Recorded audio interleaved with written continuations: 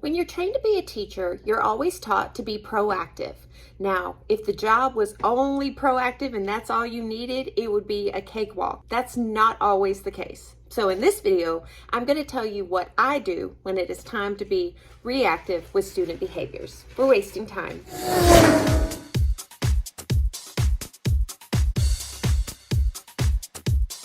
Hello, hotties. Welcome to my channel, or welcome back to my channel. I'm Allie Mack, and I am currently a 7th grade math teacher. In this video, I am basically going to get ready, put on my makeup while I talk to you about some of the most common behaviors you will experience as a teacher, and I'm going to tell you what I do to handle them. So if this sounds like it'll be helpful to you, please keep watching, but first you got to subscribe. Click, you see that button right there? Go ahead, subscribe. Thank you. I'm ready if you are. Okay, so by this point in the game, you've already established your classroom rules and consequences for breaking those rules. And I also hope that you've had your procedures in place and you've done the things to teach these procedures to the students. So the behaviors I'm going to mention are, like I said in the introduction, are the ones that I see the most frequently. These are different ways that I handle them, and they are in no particular order. The first one that I will mention is whenever you instruct your students to work independently and they're not working independently. So they're either talking, trying to distract their peer, but they're not focused on the assignment and they're not working quietly. Because remember, productive struggle is beautiful. So what I do in this situation is I pull up a chair and I sit by them. And I ask them to read the directions of the assignment to me. And then they read it to me. And then I ask them, okay, so how do we do this problem? And I point to it. And depending on what they do is depending on what I do. Now, if the student knows how to complete the work that you have given them, I just watch them do it. And I give them the feedback sandwich, where I tell them, wow, this is amazing. You know how to do this, blah, blah, blah, blah, blah. That's awesome. And then I say, but listen, not everybody knows how to do this the way you do. And then I go into how productive struggle is beautiful and that it helps students learn how to work independently and to solve problems. And just because they have it doesn't mean everybody else has it. And then I say something along the lines of, I'm gonna need your help so you can work and not distract your peers during this time. And then I get up and leave and continue doing what I was doing. If they don't know how to complete the work, I just ask them questions on what they think they should do next. I show them different strategies. I might help them get started. And I'll do this with 1 or 2 problems so they feel like they can do it. This should not take more than like 3 to 5 minutes, this whole process. But at least help them get started, because it's very possible they don't know how to complete your assignment. So that could be one of the reasons for the behavior. The second behavior that I notice is sometimes kids will argue with each other. Now, the way I handle this is I get in the middle of them and I say, stop. And I look at both of them.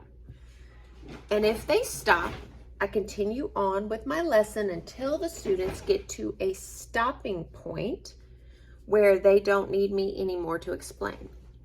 I then pull each of the kids that were arguing out in the hall, good God, and I speak to them individually about what just happened. Then I bring them both out in the hallway and I try to get them to work it out between them. So I might give them leading or guided questions like, it hurt my feelings when you did this, or I don't like it when you do that. So I will give them like sentence starters to help them try to talk it out like adults and resolve their conflicts in a peaceful manner. Now, if this does not work and they're just not wanting to cooperate, I then recommend them to the counselor. If you don't have counselors available, then that is when you call their parents. You call their parents and you tell them that we're having issues and we tried to work it out peacefully, but we cannot come up with a resolution. I really need your help with this. If you're in class and then they're arguing and you get in between them and they do not stop when you say stop, if they don't do that, that's when you need to give the other students a task they can handle, whether it be finish on up without you or have them try to go ahead and do it. And if it's something they absolutely cannot do, have like a backup, like 5-minute assignment that they can do easily so they're not losing an instruction. Then pull out each kid that was arguing one at a time and discuss what's going on, then together, and then see if they can work it out. So follow the same steps, but I usually give them an extra consequence if I had to stop in the middle of teaching to deal with it. We're not babysitters. We're not referees. They can't be arguing and disrupting your class either. And of course, whether they stop or don't stop, you are going to want to document this argument, and you want to talk about what you did, what they did, all that good stuff. You want to document it, time, place, date, of course. And I always alert the following teachers so they know that these two children were having problems with each other, and maybe just keep an eye on it. The third behavior I have seen is when your entire class, or most of the kids in the class, are yelling or being rude to just one student. When this happens, I quickly make a note of who all exactly is doing it and what they are saying. I then do the stop. And if they stop, I continue teaching. And then I hold them after class for about one minute, and I talk about how inappropriate it is to gang up on another student. If that option is not available, I will hold lunch detention, so they will eat lunch with me, and that's when I will talk about how inappropriate their behavior was. Now, when you yell stop and say one or two does not stop, follow your discipline ladder. And if there's one that's just really giving you a problem, have your kids do that task I told you about that's easy for them to do, and have a conference with them in the hallway. And if they don't get it together by then, call their parents and tell them that this child is messing with another child, and have that conversation. You'll also want to keep an eye on this situation. It might be a good idea to recommend kids to the counselor if they keep doing this, but you cannot have kids picking on another kid. That's not good. School is supposed to be a safe place for students, and we just can't have that. We don't have time for that. So the next one is probably the most common, and that is a student talking while you are teaching. So basically, while you're teaching, when you hear them talk, stop, give the look. Remember, relax your face and just look at them, and then see if they stop. Continue teaching. If they do it again, go stand right beside them and continue teaching over there. Usually this will get them to stop. But if it does not, go ahead and use your discipline ladder and put them on the next step. And either way, talk to them about the behavior after class is over. And usually the following day, I will have them move to a different seat if they don't stop. Number 5.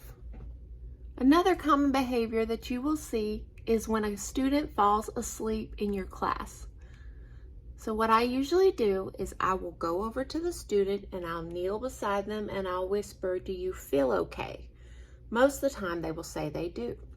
And then I'll say, "You can't sleep in my class, but you can go get some water, or you can splash some water on your face if it'll help you wake up." Now, if they are sick, you can go ahead and write them a pass to the nurse, or if there's no nurse available, let them use your phone to call their parent. Now, if they're just sleepy, I offer them a place to stand while they complete their work as well. Principals do not like students sleeping, but you also have to keep in mind that they are babies. They are a human being. What if that was your child that was so tired? Maybe they were up late taking care of a sibling or something, and here they are exhausted. So just be mindful of the kid's situation and don't be mean to them if they're falling asleep. Number 6, a student is in your class and they're not working. Now, if you have them working in groups and you think they're distracted by their group, move them to their own little place so they can focus on their work. If they are just not working, I follow the same routine I did in the very first thing I mentioned. I pull up a chair beside them, ask them to read the directions to me. I then see what they do with the first problem, and depending on if they can do it or can't do it, I talk to them about that. So I either help them through it, give them strategies to help them complete the assignment, or I give them the speech about productive struggle and not everybody gets it as quickly as you do, and that I need your help on this, that kind of thing, okay? Now, if they still are not working, I then come back and say, okay, you're gonna complete this work. You're gonna complete it. So you have a choice. You're gonna either complete it now, or you can do it, and this is where the teacher has to pick what time. You can either do it after school, before school, during your elective, during your lunch, during recess. So you pick whatever time, but just with me, it would be your elective. You can either do this now or during your elective. You choose. And then let them choose. A lot of times they do not want that time away from their peers. The seventh behavior that I do see is when kids are throwing things at each other. Usually with this, I follow my discipline ladder, but I also make them clean up my room, which includes picking up any trash off the floor and sweeping the last few minutes of class. Usually they will say, this student was throwing stuff at me first. And to be honest, that's probably true, because most of the time as teachers, we only see someone reacting to someone else.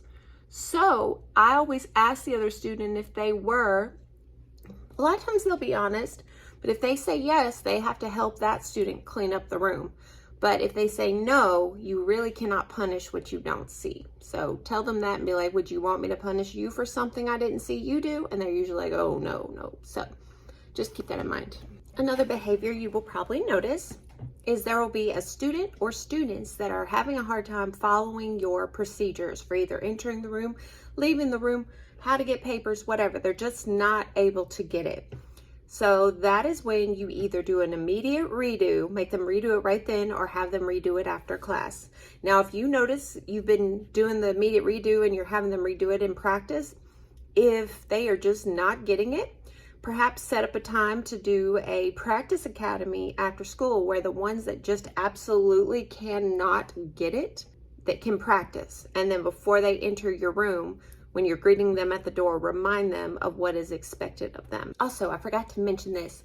The students with disabilities, make sure you have read their IEPs and you know exactly how many prompts they get, because a lot of times they get more prompts than the other students as far as fixing themselves, staying on task, that kind of thing. So keep that in mind whenever you are following your discipline ladder.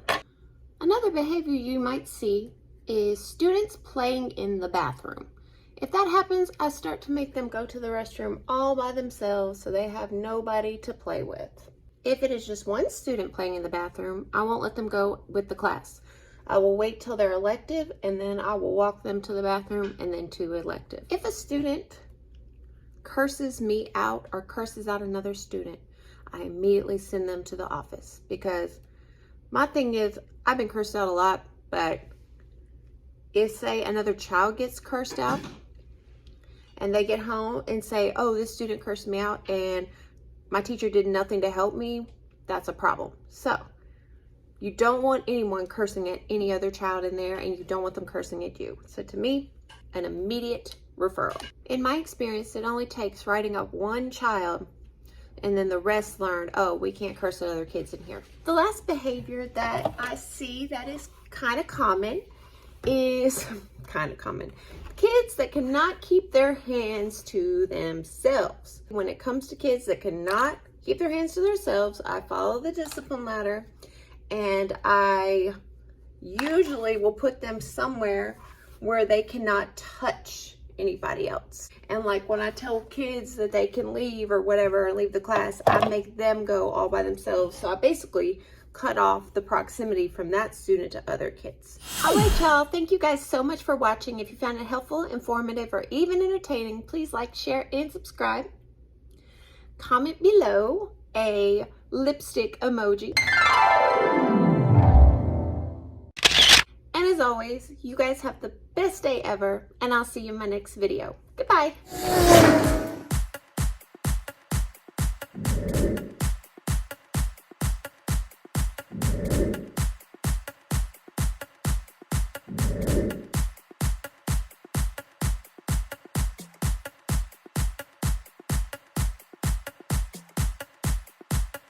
I'm now off to the dentist. Thanks for getting ready with me. And look, hang in there.